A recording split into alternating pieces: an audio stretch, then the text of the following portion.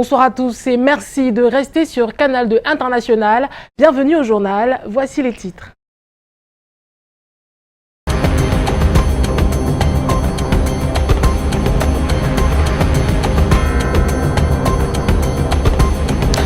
L'icône de la musique mondiale, Manu Dibango, a été mis en terre ce vendredi au cimetière du Père-Lachaise en France. Une inhumation qui s'est déroulée dans la stricte intimité familiale.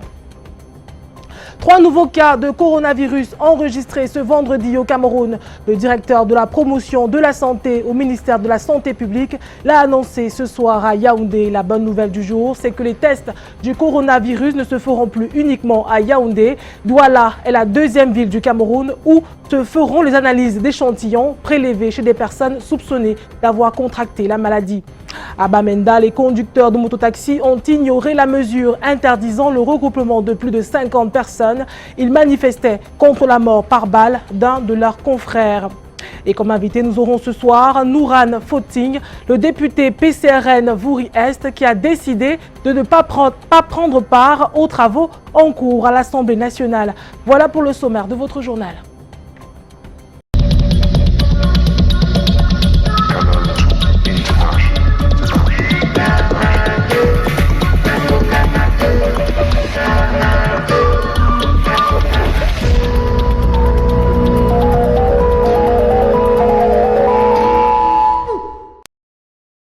Manu Dibango, le saxophoniste camerounais dont le talent a été reconnu mondialement, a été inhumé ce vendredi en France.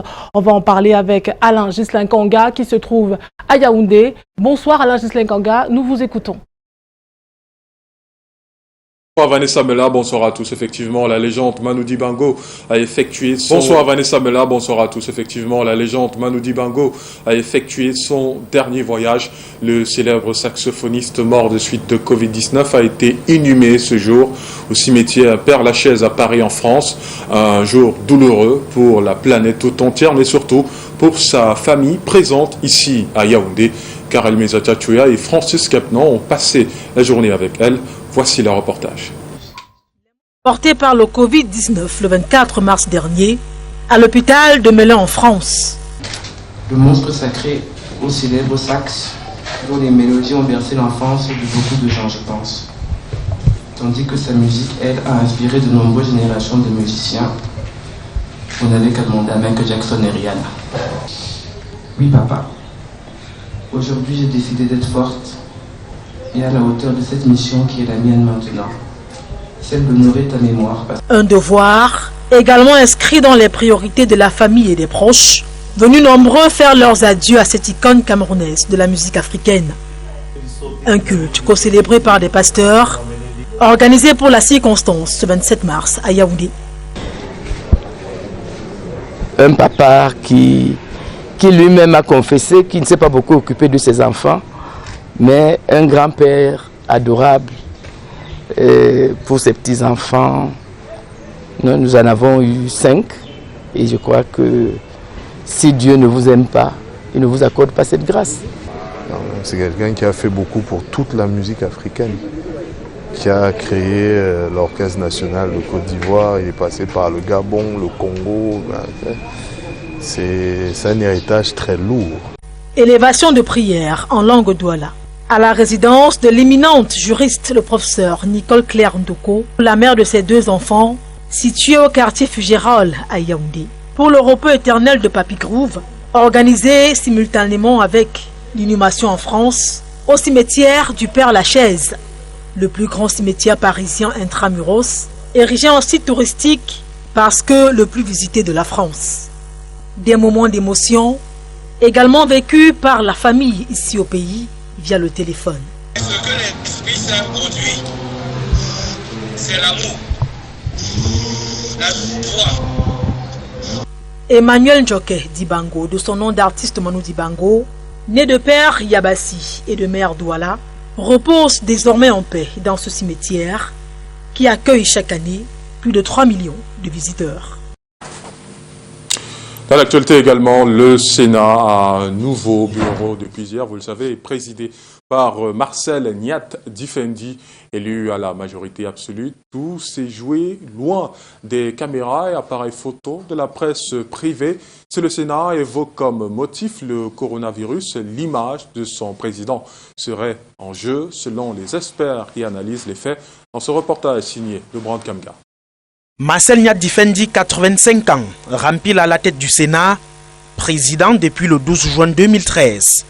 Sa réélection fermée à la presse privée jeudi a une connotation stratégique. Je peux bien comprendre que le Sénat décide de reprendre en main la communication, notamment sur la communication de son président, et ne veuille mettre à la disposition du public que les images qu'il souhaite mettre. Quand les petits arrangements au niveau du pouvoir se font, on écarte tranquillement la presse privée. Le tout premier et jusqu'ici seul président de la Chambre haute du Parlement, visiblement très affaibli par la maladie ces derniers mois, a été plébiscité avec 88 voix contre 10 bulletins nuls. Seule la télévision publique nationale a eu droit aux images et pour l'analyste politique, le contraire n'aurait pas plu à certains. La presse privée, dans ce genre de contexte, aurait voulu jouer les troubles faits en révélant les conditions dans lesquelles cette élection a été organisée. Quand on sait que M. Niat Difendi n'a pas besoin d'être choisi par ses pairs, il attend que le choix vienne du très haut. Motif évoqué au niveau du Sénat, la pandémie du coronavirus. Peu importe, pour l'expert en communication, le Sénat a le droit de choisir son média, mais doit informer le grand public. Au Sénat de travailler à ce que malgré cette distance que nous impose le Covid-19, que les Camerounais soient informés. Je pense que Canal 2, c'est un média qui fait son boulot d'informer les Camerounais de la situation, mais tout dépend également des informations que Canal 2 souhaite. Vous avez besoin d'informations, le Sénat a besoin de manager sa communication, vous devez forcément pouvoir trouver un terrain d'entente. Le Sénat a pourtant toujours ouvert ses portes à la presse privée jusqu'au récent retour de son président avec la présentation des vœux en janvier à la deuxième personnalité du Cameroun. Et demain, le président de l'Assemblée nationale va procéder à la visite des sites devant servir de construction des nouvelles installations de l'hémicycle et assimilées. Mais déjà, ce jour, les sessions en nombre réduit de députés ont permis à ceux-ci de recevoir des projets de loi. L'un d'eux vise à autoriser le président de la République à ratifier la loi portant prévoyance sociale en Afrique en sourdine les questions de financement de la sécurité sociale. Et avec moi ce soir sur ce plateau en posture d'invité, Nourane Fotsing, député PCRN du Vouri 1. Bonsoir Nourane. Bonsoir. Vous avez annoncé votre intention de ne pas aller à l'hémicycle. Pourquoi ce choix? Oui, j'ai décidé de ne pas y aller parce qu'en fait, j'estimais que les mesures de sécurité n'étaient pas mises en place, alors n'étaient pas prises vraiment au sérieux pour pouvoir protéger les députés que nous sommes d'une éventuelle contamination. Vous savez que le coronavirus est en train de faire vraiment de sérieux dégâts. On parle quand même de plus de 500 000 personnes atteintes, presque 25 000 personnes décédées. Ça fait vraiment peur. Et dire que ça a commencé qu'en décembre, ça va très vite. Et quand vous voyez les grandes nations, quand même les pays les plus développés, mettre tout leur pays en confinement total, et que nous, au Cameroun, n'ayons pas ces moyens-là, on n'est pas en train de vraiment prendre des mesures extrêmes, j'ai envie de dire, on se pose des questions. Je sais que quand même, on essaye de faire le minimum, mais à mon avis, j'estime que ce minimum n'est pas assez. On aurait pu faire beaucoup mieux. Donc, vous êtes en quarantaine? Oui, je suis plutôt en confinement. Voilà, je suis en confinement et je ne le suis pas actuellement là parce que là, je suis sur le plateau avec vous. Parce que voilà, j'ai constaté par contre que certaines mesures ont été prises en compte. Ça, c'était hier. J'ai eu à faire ce constat par certains de mes camarades qui ont dit justement les mesures ont été prises, bien qu'on n'ait pas quand même été averti à l'avant, puisqu'on doit avertir un député minimum 12 heures à l'avant. Et voilà, les près de 160 députés qui sont retrouvés là-bas, c'est sur place qu'ils se rendaient compte que voilà, non, on va faire des groupes de 50 dont les gens rentraient chez eux pour revenir plus tard quand ce sera leur date. On a aussi pu constater qu'il y avait justement un médecin et plusieurs infirmières qui prenaient des températures. Il y avait quand même de quoi se laver les mains, se désinfecter les mains et il paraît que l'hémicycle en question a été désinfecté. Donc c'est quelque chose qui encourage et voilà pourquoi j'ai décidé de reprendre part aux travaux. Alors, Vous êtes en confinement, vous l'avez dit, vous sortez quand de votre confinement? Eh ben là, je suis déjà sortie. Il faut que je fasse le travail pour lequel j'ai été votée. Alors, votre décision a été diversement appréciée au sein de l'opinion. Comment vous avez vécu cette controverse? Alors pour moi, je pense que j'ai atteint ce que je voulais. Je voulais vraiment conscientiser les gens. Il faut que les gens prennent conscience que c'est vraiment très très grave. Et je pense que j'ai atteint mon but. Il faudrait que, et ça je l'ai dit à chaque fois, qu'il faut respecter les normes d'hygiène, à savoir se laver les mains plusieurs fois par jour, éviter les contacts physiques. Restez chez vous si vous n'avez pas vraiment besoin de sortir. C'est ce que j'ai fait d'ailleurs, quand j'ai senti que ma vie pouvait être en danger. Et voilà quoi. Donc c'est de ça qu'il s'agit. On parle d'une autre polémique. Comment vous vivez celle liée à la présence du président de l'Assemblée nationale à vos travaux de retour de son voyage à l'étranger? Bon, d'après ce qui a été dit, c'est qu'il a été testé et que ça a été négatif. Donc, je m'en tiens à ce qui a été dit officiellement. Malheureusement, je ne peux pas dire autrement. Et apparemment, d'ailleurs, sur différentes chaînes télé, on a pu constater qu'on a pris quand même sa température devant tout le monde et on parlait de 36 degrés.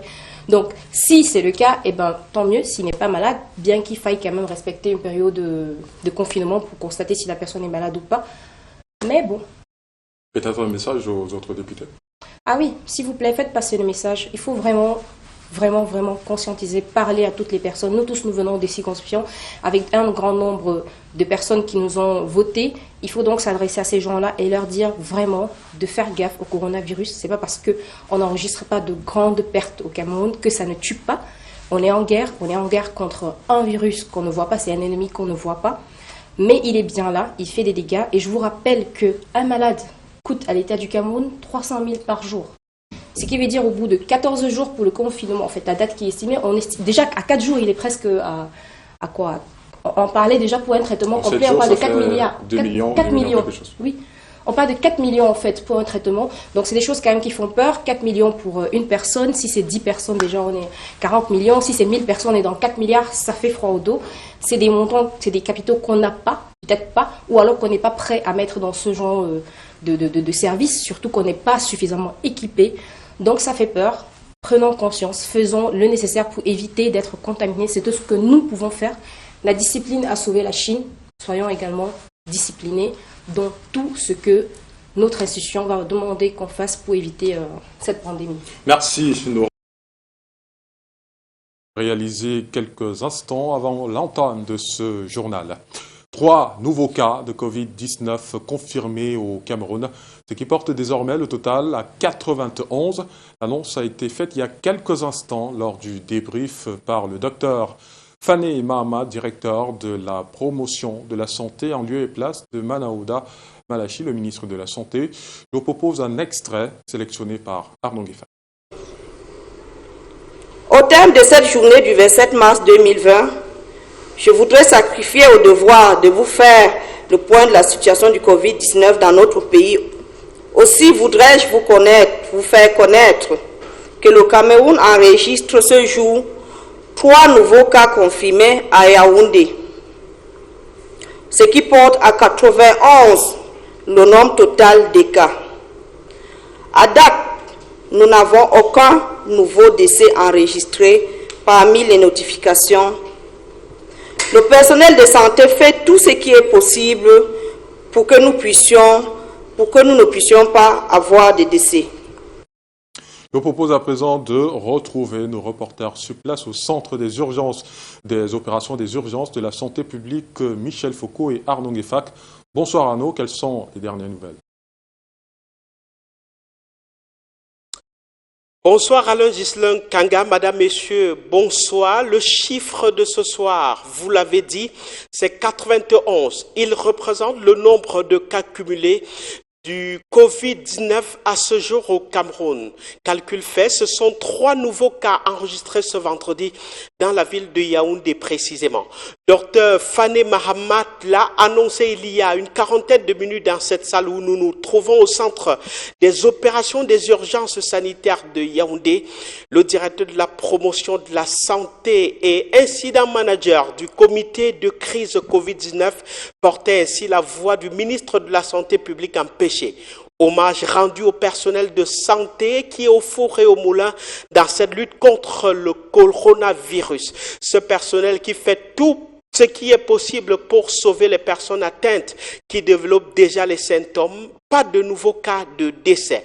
Le directeur de la promotion de la santé a salué l'implication significative des leaders religieux et associatifs, non sans magnifier le soutien ô combien important des partenaires nationaux et internationaux. Le numéro vert reste ouvert pour toutes les préoccupations relatives au coronavirus exclusivement et rappelle-t-elle, les gens ne doivent pas saturer les lignes avec les sujets autres au bout du fil. En direct du centre des opérations, Michel Foucault, Arnaud Nguefak. Merci Arnaud Nguefak. Je propose à présent d'évaluer à présent le briefing quotidien du ministre de la Santé publique dans la lutte contre cette maladie. Une innovation qui vise à permettre de faire le point quotidien épidémiologique 24 heures après évaluation avec Rodrigue Tonguet. Après 2 rendez-vous manqués mardi et mercredi, voici le débriefing tant annoncé. Un point quotidien de la situation épidémiologique, comme en France, avec le directeur général de la santé. C'est le plus haut responsable gouvernemental au Cameroun dans le domaine de la santé publique qui monte au créneau. Mandaouda Malachi troque ici ses tweets qui faisaient déjà fureur en matière de communication sociale par des messages plus chauds. Le fait de l'audiovisuel. Voici le point qui peut être fait à date. Sur l'évolution des cas, notre pays enregistre en ce moment 88 cas confirmés de Covid-19, repartis dans les régions du centre, soit 60 à Yaoundé, du littoral 25 à Douala et de l'ouest 3 à Bafoussa. Le lieu et l'heure, également des choix majeurs. Le centre des opérations d'urgence sanitaire contre le Covid-19, véritable centre névralgique des infos et des alertes aussi. 18 heures désormais, au crépuscule d'une journée stressante sans doute, où des infos et contre-infos, des infox et des fakes, des affirmations et des démentis sont dépouillés, dénudés de toute manip affinée. Le cas type de l'affaire Émile Essombe Moukouri. Nous sommes désormais en mesure de dire très clairement que M. Achille Moukouri, de regretter de mémoire, au moment de son décès, était effectivement atteint de cette terrible pandémie. Ceci est la résultante des prélèvements et tests post-mortem qui nous a été permis de réaliser. Nos équipes d'intervention et d'investigation rapide et celles en charge du traçage et de suivi des contacts sont en mouvement pour la prise en charge des proches du défunt. À rebours, le gouvernement doit gagner à la ponctualité, suivant le temps médiatique, celui qui permet la grande diffusion des nouvelles dès les éditions de journaux, à la télévision comme à la radio, le soir. Et surtout, moderniser en ce qui concerne la diffusion de la séance de débrief quotidien de la situation épidémiologique du coronavirus. Une illustration, produire un signal pour la télévision et la radio, faire des lives sur les réseaux sociaux. Le ministre de la Communication avait indiqué que tel serait le cas. Mais il y a eu hier 0 direct pour le premier jour du premier point du jour. Et ce deuxième jour seulement, en lieu et place de Mandaouda Malachi, la presse a eu Fane Mahamat, directeur de la promotion de la santé au ministère de la Santé publique, qui lui également a accusé retard à l'allumage. Et à l'heure des restrictions du gouvernement contre le Covid-19, certains parents profitent de la fermeture des écoles pour envoyer leurs enfants faire du commerce. Consterné par cet acte qui les expose à la maladie, le ministre des Affaires sociales a également condamné dans une lettre ouverte adressée aux parents. Quelle est l'appréciation des parents eux-mêmes sur cette situation et à quelles sanctions s'exposent ceux pointés du doigt? Élément de réponse avec, dans cet élément réalisé avec le concours de Luc Vendor. La ville de Yaoundé, sous le poids de l'insouciance de certains parents. Des enfants exposés au Covid-19 par la pratique du petit commerce en période de restriction du gouvernement pour limiter la propagation de l'épidémie.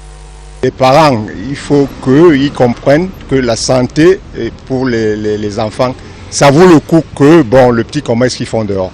Moi, j'ai trouvé ces parents, les parents irresponsables. C'est mieux que chaque parent garde ses enfants à la maison. Le ministre des Affaires sociales, face à cette situation, a dit sa consternation dans une lettre ouverte adressée à la communauté en général et aux parents en particulier. Pauline Irène Guéné demande à ces derniers de garder les enfants à la maison. Normalement, l'État doit prendre même les mesures pour ce genre de personnes. Si on voit un enfant de 5 à 10 ans au marché, il doit avoir les sanctions, les pénalités. Et au-delà des observations, le ministère des Affaires sociales a décidé de monter d'un cran en revisant ses moyens de répression. Le code pénal camerounais proscrit le vagabondage. Ça voudrait dire qu'en réalité, les enfants pourraient, déjà les enfants eux-mêmes, pourraient être sanctionnés pour vagabondage. Mais maintenant, les parents pour délaissement d'incapables. Ça voudrait dire qu'ils ont la responsabilité de protéger les incapables que sont les enfants. Et si maintenant ces enfants ne sont pas protégés, un regard va être porté vers les parents et ils seront véritablement sanctionnés de n'avoir pas assumé leurs responsabilités. Dans son plan d'action pour combattre le Covid-19, le MINAS a la mission de relais à la communauté ou encore l'accompagnement du service social.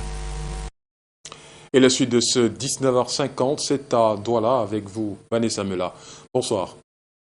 Bonsoir Alain Ghislain Konga. Les tests de dépistage du coronavirus se feront également à Douala dès la semaine prochaine. Information donnée par le secrétaire d'État à la Santé, descendu ce vendredi à Douala pour évaluer les mesures de riposte mises en place et voir comment équiper les différents hôpitaux qui accueilleront d'éventuels malades de coronavirus. Les précisions de Mireille Flore, Defo et Marius Kosso. Dès la semaine prochaine, il sera possible d'effectuer les tests de coronavirus dans la ville de Douala. Plus besoin de prélever et d'acheminer au centre Pasteur pour attendre 2 à 3 jours afin d'obtenir les résultats. C'est l'une des informations majeures relayées ce 27 mars au cours de la réunion d'évaluation des mesures mises en place pour la riposte à Douala. Très vite, le système de laboratoire va être décentralisé a priori à Douala, à Garoua, à Bafoussam et à Bamenda. Le centre Pasteur du Cameroun va appuyer ces démarches et donc je peux dire sans me tromper que d'ici vendredi prochain, les tests seront faits à Douala. L'évaluation épidémiologique montre que la vitesse à laquelle le virus se propage d'ici quelques semaines, Douala serait très touchée. À Douala aussi c'est grave et qu'il faut qu'ils se réveillent et qu'ils se prennent en main. Je suis venu ici pour rappeler aux populations de Douala, aux populations littorales, et en particulier saisir l'occasion auprès des services techniques, c'est-à-dire des hôpitaux, du personnel médical et même tous les secteurs privés du Cameroun pour qu'on soit associé à cette grande lutte contre cette grande pandémie que nous traversons actuellement. Occasion pour les directeurs d'hôpitaux de demander des protections pour leur personnel, des réactifs et autres matériels de diagnostic. Cette ville a l'habitude de gérer les épidémies et de bien gérer les épidémies. La seule chose qui manque et que nous sommes venus apporter et que le ministre a voulu apporter, c'est que nous devons apprendre à mettre toutes ces ressources ensemble en situation de crise comme celle-ci. Et occasion également pour le porte-parole des promoteurs hôteliers de faire un plaidoyer pour être assisté, ne serait-ce qu'en ce qui concerne la nutrition des clients spéciaux confinés depuis 10 jours. Je dois saluer ici le caractère citoyen de ces hôteliers qui, en l'espace de quelques heures où nous les avons mobilisés, ont spontanément accepté de loger ces passagers qui sont pour la plupart nos compatriotes. Précisons qu'à ce jour, sur les 54 pays africains que compte le continent, seuls 8 n'ont pas encore enregistré de cas de coronavirus. Les personnes âgées, désignées comme les plus vulnérables, s'investissent aussi dans la lutte contre le Covid-19. Télétravail et confinement sont les méthodes que préconise la mutuelle des personnes âgées du Cameroun. Monique Naossi Fosso, Henri Tinda. Pas plus de 5 personnes au siège de la MUPAC depuis la découverte d'un cas du Covid-19 au Cameroun. Représentant la couche la plus vulnérable, la mutuelle des personnes âgées du Cameroun revoit son mode de fonctionnement.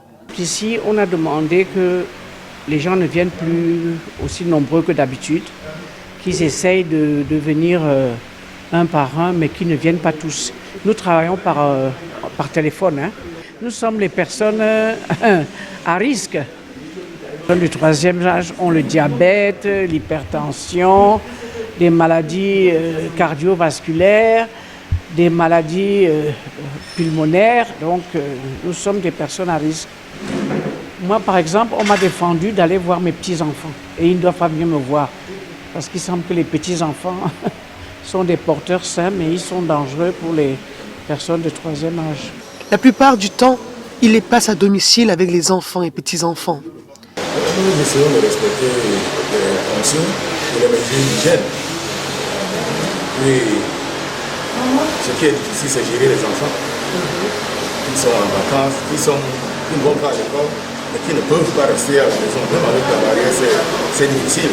Ma famille, on sort plus de vous. Vous voyez, s'enfermer, ce n'est pas facile. Les enfants sont là, il faut même les contenir parce qu'on les empêche de sortir, mais ils glissent toujours. À tous les 10 000 membres de la mutuelle des personnes âgées du Cameroun et autres, il est recommandé de respecter toutes les mesures prescrites par l'OMS et le gouvernement pour se mettre à l'abri de cette pandémie. La prudence et la distanciation qu'impose le coronavirus ouvrent la voie à des méthodes de travail plus ou moins habituelles. Même s'il est encore très peu adapté au contexte camerounais, la télétravail connaît actuellement un regain dans certains secteurs d'activité. C'est l'objet du reportage de Patrick Christian Dobor. Voilà, il parlait de l'origine de la chloroquine, une plante locale qui est l'essence même de la fabrication de ce médicament-là. Aristide Bouna fait partie des chefs d'entreprise familiers au télétravail. Depuis l'avènement du coronavirus au Cameroun, cette méthode de travail est intensifiée au sein de ses équipes. Nous prenons les précautions que les personnes avec lesquelles nous travaillons soient à l'abri. Depuis longtemps, justement, un groupe WhatsApp de l'entreprise où on peut donner des orientations. Et lorsque la tâche est faite, qu'ils puissent nous envoyer le rapport, qu'on puisse faire des ajustements au fur et à mesure. Donc la crise vient en quelque sorte renforcer ce statut de télétravail que nous avions déjà. À la demande de la direction générale, le process est également implémenté par le service de l'information de Canal 2 International. Pas un seul journaliste en salle de rédaction ce matin, ni de personnel en salle de montage. Les conférences se font par WhatsApp et les équipes aussitôt déployées. Le mécanisme est le même en post-production avec des restrictions précises. Certains journalistes nous envoient des images, leur voix par WhatsApp. C'est à la fin que le chef de l'édition supervise les synthés avant la diffusion. En adoptant l'enseignement à distance comme moyen de gestion, pendant cette crise, le gouvernement transforme d'office les enseignants en télétravailleurs. Les enseignants sont obligés de s'arrimer en mettant les enseignements sur le numérique et en dispatchant cela à l'ensemble des étudiants concernés. Quoiqu'offrant de nombreuses possibilités, l'efficacité du télétravail s'appuie au préalable sur certaines exigences. Premièrement, il faut avoir accès à la connexion. Il faut des outils tels qu'un téléphone, de préférence un smartphone ou un ordinateur. Et enfin, il faut que les personnes avec qui vous travaillez, vous-même, soyez outillés à l'utilisation. Ce n'est pas quelque chose qui est une panacée, simplement parce que toutes les professions et tous les travailleurs ne sont pas logés à la même enseigne. Cette option de travail, en fin de compte, devra connaître dans bien des cas une validation physique. Les boutiques, commerces et marchés de Douala 2e sont restés fermés ce vendredi. Mesure prise par la municipalité pour désinfecter les espaces marchands et prévenir le coronavirus. L'action n'a cependant pas fait l'unanimité auprès des commerçants et des consommateurs de cette partie de la ville de Douala. Monique Naoussi, Henri Tinda. 48 heures pour dégager tous les comptoirs improvisés et anarchiques qui obstruent le couloir du marché central de Douala. Les abords du lieu dit gazon sont dégagés par les engins de la mairie de Douala 2e. Toutes les boutiques de cet arrondissement sont fermées ce vendredi pour assainir contre le Covid-19. Il s'agissait d'un nettoyage profond, interne et externe du marché central. Deuxièmement, d'une désinfection que nous avons effectuée avec une solution chlorée à 0,05% pour détruire les germes. La troisième opération consistait à faire la lutte antivectorielle. Nous avons procédé à la désinsectisation du grand bâtiment du marché central et enfin de libérer les étals autour du marché. La mesure de fermeture du marché fait débat. Oui, c'est très important et c'est très bien pour nos santé Et la commune avec les autres autorités ont pris l'initiative de fermer et balayer, nettoyer et désinfecter le lieu. Mais ça, quand on décrète qu'il ne faut pas ceci, il ne faut pas ceci, ça, et regarde comment les gens vont mourir de faim. Douala est le deuxième foyer du Covid-19 au Cameroun après Yaoundé. Et les marchés représentent les lieux élevés de contamination. Des points de lavage de mains seront installés. Et d'après ce que Madame le maire m'a dit, il y a aussi des thermoflash qui seront mis aux entrées qui resteront ouvertes pour que et les commerçants et les clients qui entrent soient testés. C'est une mesure de renforcement, une mesure de prévention. Je voudrais également saluer le sens de civisme des commerçants qui ont tous adhéré à cette mesure. Et vous, comme vous le constatez vous-même, tous les commerces sont fermés à Douala 2e. Pour l'instant, pas de calendrier pour la prochaine opération de fermeture du marché. Et en attendant, la Croix-Rouge est mise à contribution pour une lutte efficace contre le Covid-19. Un prêtre atteint du coronavirus a célébré une messe le 15 mars dernier à la paroisse Sainte-Anne de Bouddha. Le délégué régional de la santé pour l'Ouest, dans un communiqué, a convoqué toutes les personnes ayant assisté à ce culte, entraînant de ce fait une psychose dans la ville. Les précisions de Samuel Baya et Marius Ngassa. Un prêtre mis au banc des accusés à la paroisse Sainte-Anne de Bouddha.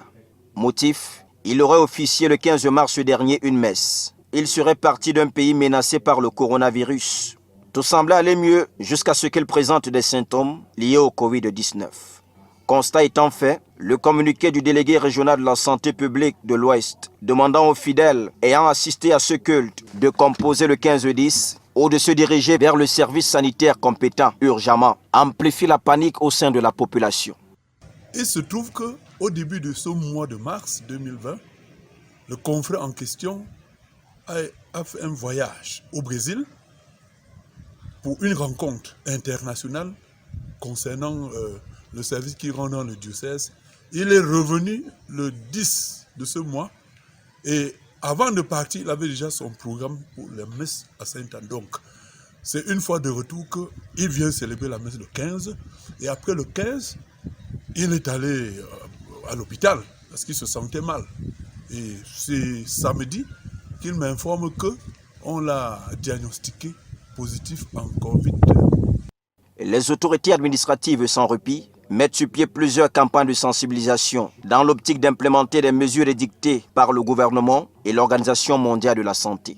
Et pour les citoyens réfractaires à l'ordre, les méthodes rudes, la pandémie impose une mutation des usages quotidiens, même s'ils doivent être réécrits par les forces de l'ordre sous l'œil bienveillant du sous-préfet. Et si vous faites un tour par là, vous allez constater que le marché a fait son plein d'œuf. C'est un peu comme si cette pandémie ne disait encore rien à toutes nos populations, si je peux dire comme ça. En Bouddha, face au Covid-19, point d'assoupissement. L'hécatombe observée ailleurs, ici l'on veille au grain, plus de peur que de mal. Ils ont bravé l'interdiction de regroupement de plus de 50 personnes en descendant massivement dans les rues de Bamenda ce matin. Eux, ce sont les conducteurs de mototaxi indignés qui protestaient contre l'assassinat par balle de leurs confrères. Le reportage est signé Yvonne Katinken.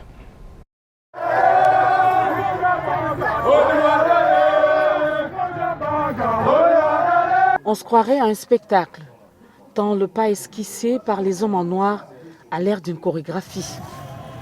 Mais non, ce sont les mototaximens de Bamenda qui ont choisi leur formule à eux pour accompagner la dépouille d'un jeune mototaximen touché par une balle perdue en Damocon Street et qui a trouvé la mort au lieu dit Belo Foncha. C'était un de nos frères. Il est mort par balle perdue le week-end. Nous sommes venus à la morgue. Nous allons l'accompagner à son domicile en Cambé. Il allait garer sa moto dimanche. Une balle perdue l'a pris. Il en est mort.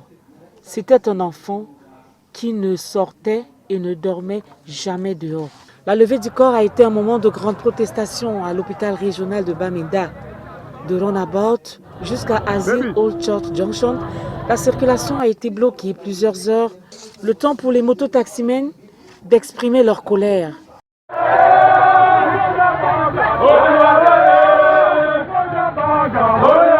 Ils ont chanté, ils ont dansé, ils ont surtout descendu le cercueil du car au-dessus duquel il était attaché pour un ultime hommage.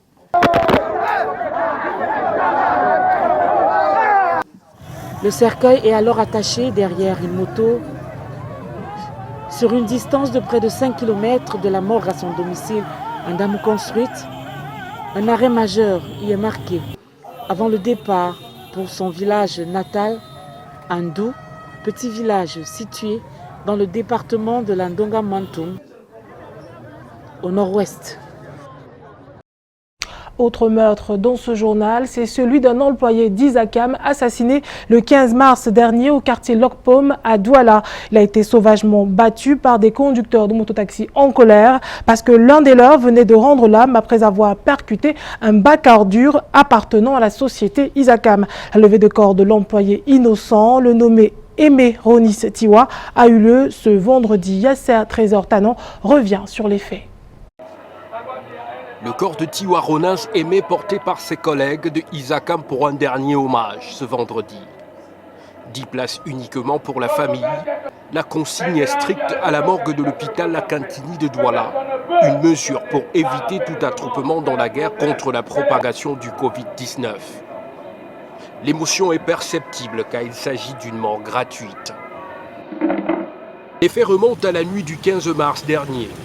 Un mototaximan roulant à vive allure finit sa course sur ce bac à ordures au carrefour d'Iga-Bombard, dans l'arrondissement de Douala 5e. Il meurt sur le champ. Certains de ses collègues fâchés se lancent dans une chasse à l'homme. Tout ce qui est Isakam est vandalisé sur le trajet. Un mototaximan a pris sur lui de prendre une pierre qu'il a lancée au niveau de la cabine. Le chauffeur a esquivé et ça a percuté notre chauffeur sur notre Reaper sur la tête. Il s'en est sorti avec un traumatisme crânien très grave. Malgré l'intervention chirurgicale qui a été effectuée dans la nuit du 19, il a rendu l'âme le 20 de ce mois. Nous approchons quelques mototaximens et ceux-ci sont formellement contre l'action perpétrée sur les agents d'Isakam. Le bac, c'est un instrument qui est posé. Comment quelqu'un peut venir cogner un bac en roue comme un poteau électrique on peut cogner? Pourquoi les voitures collent les poteaux électriques chaque jour? Ils ne s'attaquent pas à la sonnette. Peut-être il y avait un problème entre eux. C'est réellement ce qui s'est passé, nous qu'on a ce foot-là.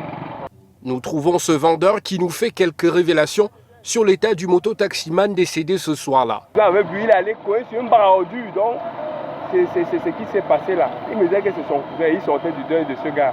Pendant notre collecte, nous trouvons un groupe de mototaximens justiciers s'ingérant dans une histoire entre un automobiliste et un agent de la communauté urbaine de Douala. Au carrefour Rond-Poulain, ça s'échauffe, mais grâce à l'intervention de la police, la situation est maîtrisée. Pas parti, sans qu'on a remis les dossiers de la dame, sinon quelqu'un va mourir, on s'en fout, tout ce qui arrive on s'en fout. Revenons au carrefour Gabombard, où des cas d'accidents sont plutôt légion et le bac à ordures régulièrement percuté. Pour ceux qui pensent que ce bac est mal positionné, Isakam répond. Cet emplacement des bacs a été défini par la communauté urbaine. Dans le marché, dans le cahier de charges, c'est bien précisé, Carrefour Gabomba. Vous voyez bien le terrain est assez grand pour qu'on puisse mettre un bac de 6 mètres cubes. Vous voyez que la contenance obéit bien à la dimension de la zone. Une action judiciaire est en cours et des personnes sont d'ores et déjà interpellées et placées en détention à la prison centrale de Douala, dont cette affaire de vindicte populaire. Le jeune Tiwa sera inhumé ce vendredi à Mbouda dans le département des Bamboutos. Au passage de son corps à l'entreprise Isakam, ses collègues ont longuement salué sa mémoire en applaudissant. Fin de ce journal, merci de l'avoir suivi. Je vous souhaite à tous un excellent week-end dans le respect des mesures de prévention contre le coronavirus. Bonne soirée sur Canal 2 International.